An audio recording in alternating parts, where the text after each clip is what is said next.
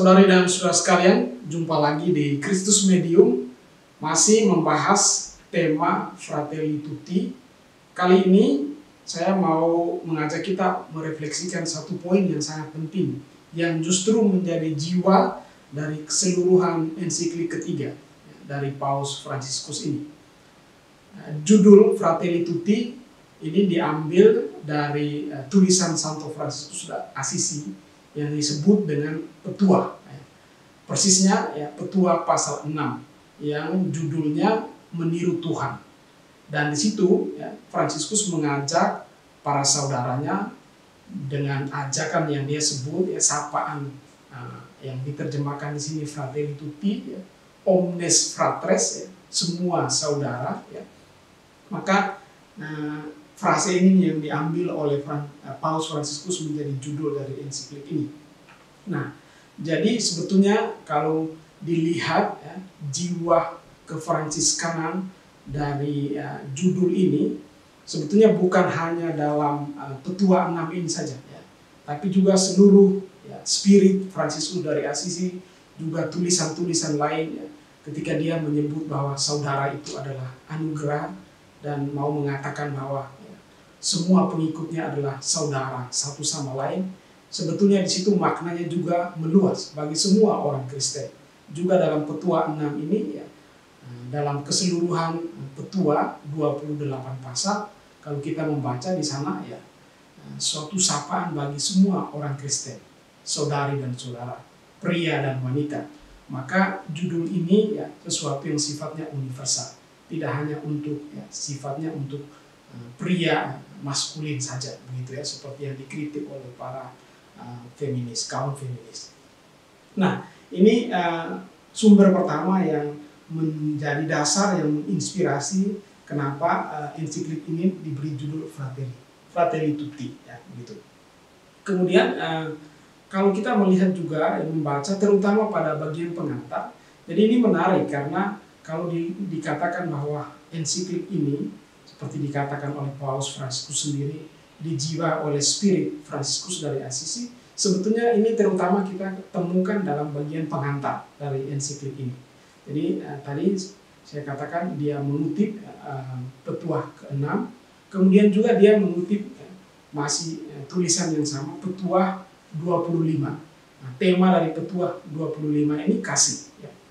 Jadi Fransiskus menyapa para saudara dan mengajak mereka untuk saling mengasihi satu sama lain, entah mereka itu ketika mereka itu berjumpa dan berdekatan satu sama lain, atau juga ketika mereka berjauhan.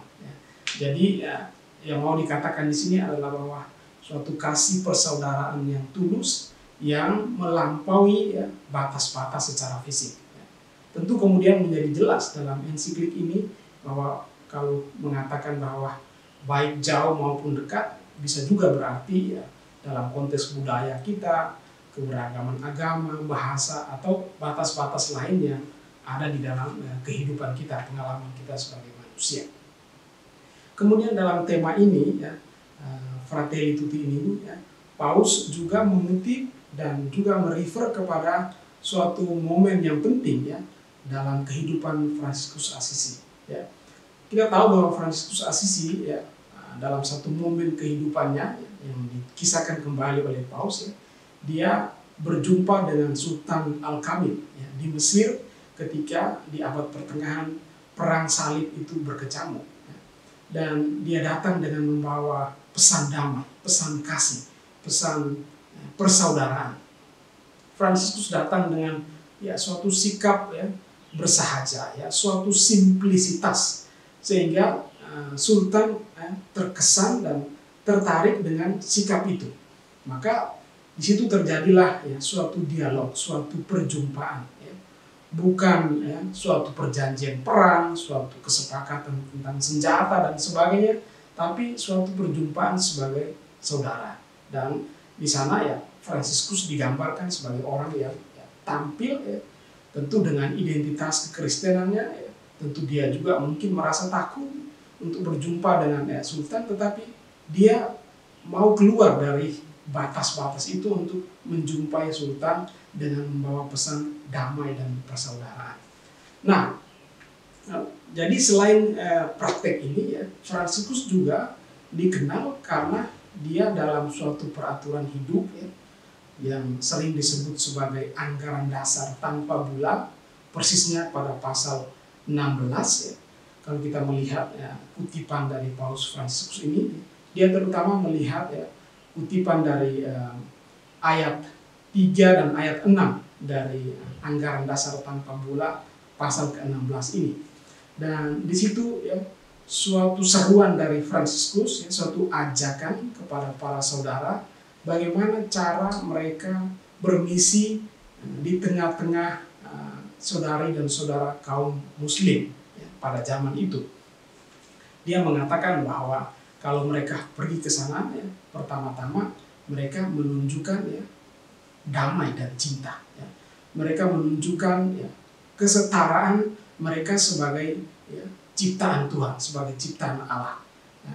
Jadi ini menarik ya, bahwa pada abad pertengahan orang seperti Fransiskus ya, dalam suatu ya, dokumen, dalam suatu peraturan hidup ya, dia menunjukkan di sana bukan pesan ya, apologetik ya, suatu pembelaan iman di hadapan orang-orang lain, ya, khususnya saudari dan saudara muslim, tapi dia terutama menyerukan supaya mereka membawa damai.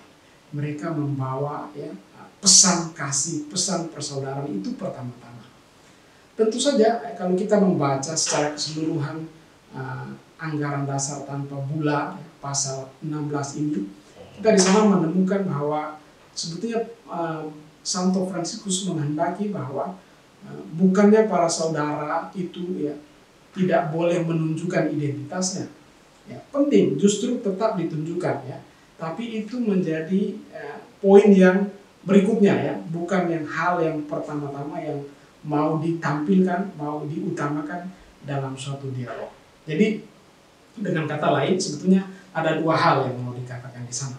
Pertama dengan cara ya berjumpa, ya, menunjukkan satu cara hidup ya, yang menampilkan damai dan kasih. Ya. Dan kalau ya ada suatu kesempatan di mana ya, orang bertanya kepada kita, kenapa kita melakukan demikian ya, maka kita juga secara pantas, secara layak ya, menunjukkan bahwa semua itu kita lakukan karena kita mengimani Yesus Kristus. Kita adalah orang-orang Kristen. Jadi ya, dialog tidak dimaksudkan ya, perjumpaan antara agama itu ya, oleh Fransiskus dan juga oleh Paus sekarang dimengerti dan dimaknai bukan suatu apa ya, untuk merelativisir identitas kita, bukan itu tujuannya ya.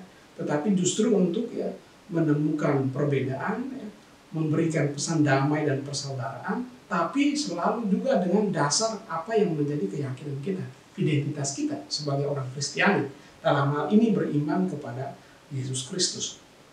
Nah, saudari dan saudara sekalian, kalau kita menggali lebih jauh ya, tema ini ya, dan kenapa ini menjadi jiwa dari ya, Fratelli Tutti ya, maka kalau kita membaca teks yang dikutip oleh Paus Fransiskus itu ya, Petua 6 itu, sebetulnya di sana yang menjadi sentral adalah gembala baik. Jadi ini ajakan bagi para saudara, bagi semua orang Kristen untuk kalau mau menjadi saudara dan saudari satu sama lain, pandanglah, belajarlah dari sang gembala baik itu. Kenapa belajar dari sang gembala baik ya? Karena dalam rumusan petua ini ya, dia yang sudah mengorbankan hidupnya, menunjukkan totalitas ketaatannya kepada Bapa, kasihnya kepada manusia sampai wafatnya di salib. Nah, kalau kita mau menjadi saudari dan saudara satu sama lain, mau menunjukkan cita rasa kasih dan persaudaraan dalam dialog, ya, dalam keberagaman kita, maka bagi kita orang Kristiani, ya, Yesus menjadi contoh, menjadi model. Dalam arti ini, ya, Yesus Kristus sungguh menjadi sentral dan nilai itu menjadi jiwa dari seluruh ensiklik ini. Semoga ensiklik ini membawa pesan kepada kita, terutama pesan damai dan persaudaraan, dan juga menjadi contoh bagi kita, menjadi acuan bagi kita untuk berdialog, membangun rumah bersama, membangun persekutuan kita, baik dalam gereja, tapi juga untuk seluruh umat manusia, sungguh-sungguh sebagai saudari dan saudara satu sama lain. Salam kasih untuk kita semua.